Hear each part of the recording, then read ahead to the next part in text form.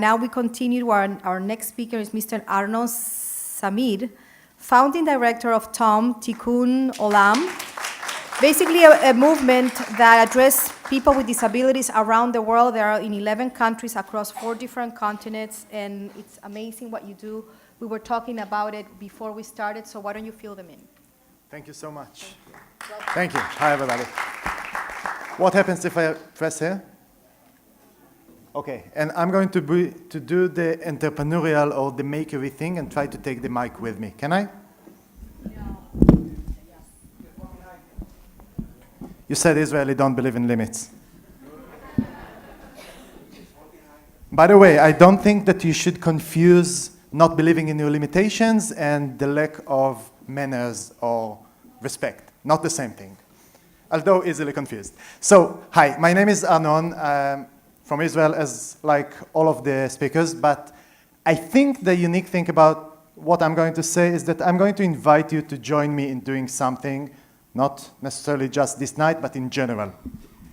TOM, Tikkun Olam Makers, is a part of a group in Israel called the Reut Group, a far-seeing strategy group located in Tel Aviv with a branch in New York, dealing with a bunch of interesting things. I'm going to deal with one specific thing. We are asking the question, how can advancement in technology assist in creating better life for people around us? And we're talking about entrepreneurship and creativity and anything around it. And we believe that everyone is a maker. Everyone that have ever had an opportunity or a need to create something, to do something, to draw, to build, or to change the world around you is a maker. I'll tell you in a second what I mean. And this is sort of an interactive talk, so when I'm asking, play with me. This is a group from our community of TOM, and the girl here in the lower right corner, her name is Kim. You might not be able to see it here, but she does not have legs or hands.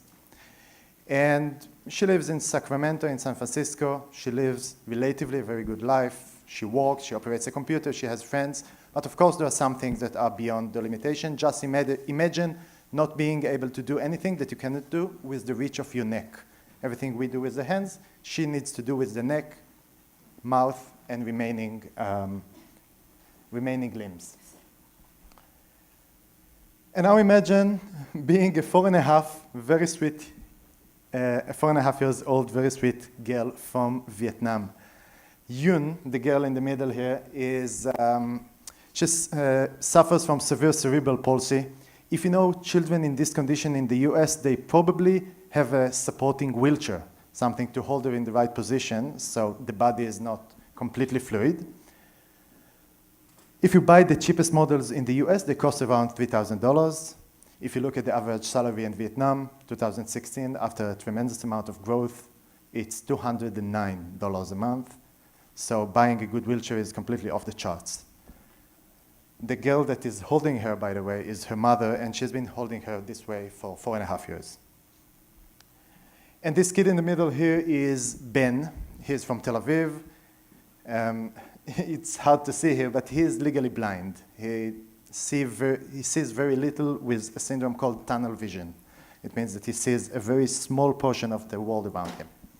And the people around him, of course, are his parents. What we do in TOM is we look at the needs of people with disabilities, and we search for needs that either do not have a solution at all, like the need of Kim in the beginning, or the existing solutions are too expensive to reach the people who need them, like the need of Yun at the middle. And then we invite makers, technology creators, and that can be anyone, engineers, designers, developers, hobbyists or professionals, students, anyone that can create something. We invite them to work together to create solutions. I'll tell you in a second why that works, and I'll show you a couple of examples. Before that, we are called TOM, that's T-O-M. The T-O part of TOM is Tikkun Olam. TOM is Tikkun Olam Makers. Tikkun Olam in Hebrew translates into fixing the world, repairing the world, or reparar del mundo. It's philosophical notion somewhere in the background of everything that we do. A Jewish philosophy notion that says we are obligated to live the world a little better than the way we found it. So this is what we do for it. About 9% of the people in the world are defined as living with a disability. It depends whose data do you want to take. If you're from the US, 54 million people in the US are defined as living as some kind of a disability, and about half of that severe disability, meaning that if it's not being taken care of, it's going to impact their life very badly. Naturally, in the developing world, the situation is, as always, much better, much worse.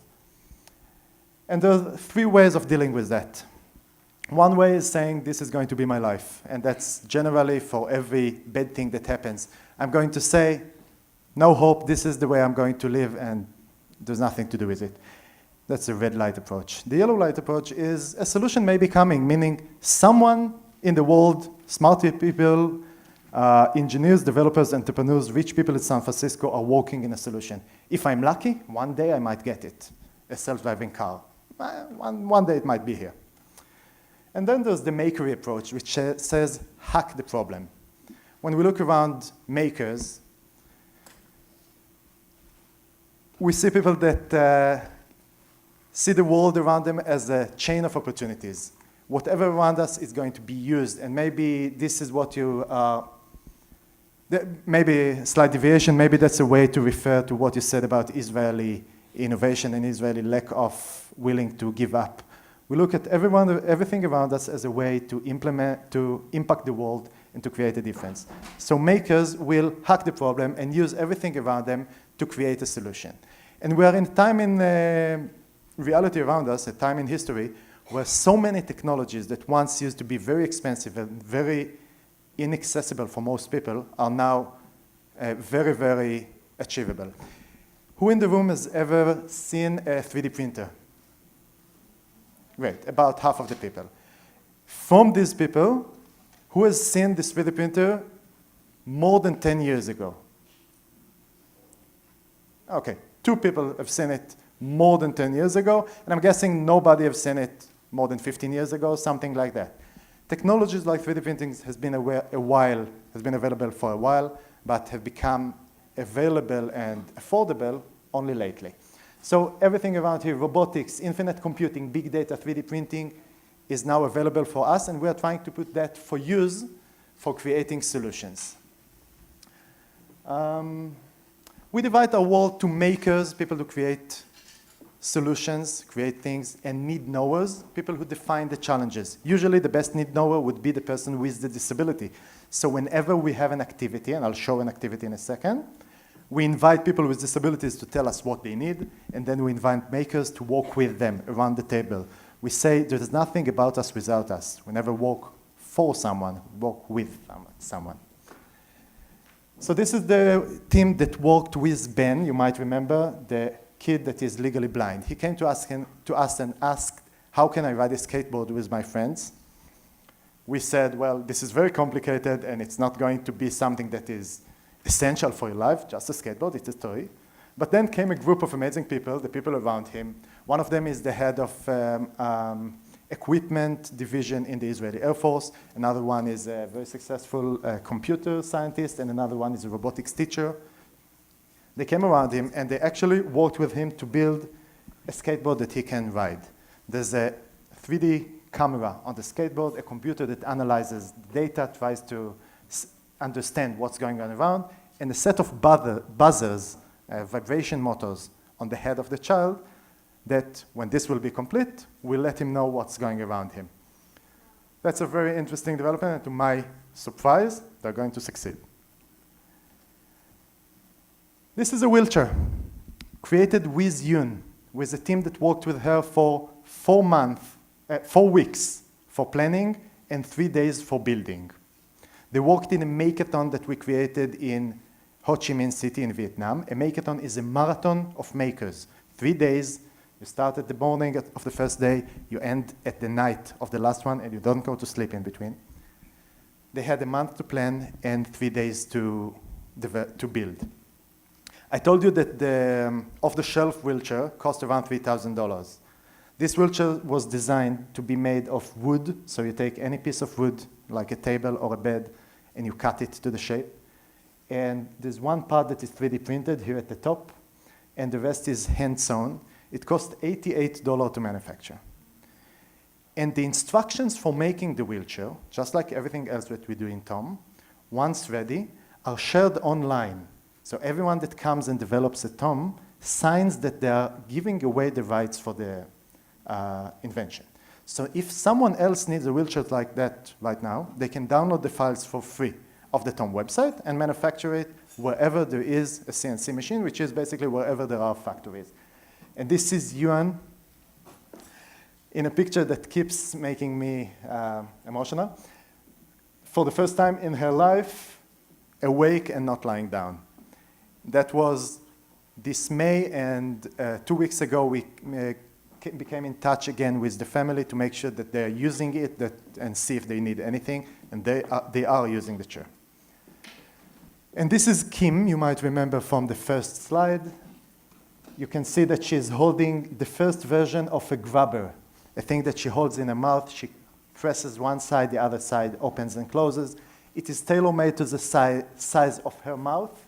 And this is the first version. I'll show it to you, but we have other developments after that. And as I said, once it was done, the design files are available online. You can 3D print the files here, all of the plastic parts, and you have like IKEA assembly instructions, but without the hexagonal thing. And you can build it. It costs about $4 to manufacture. And this is Kim using it in her office.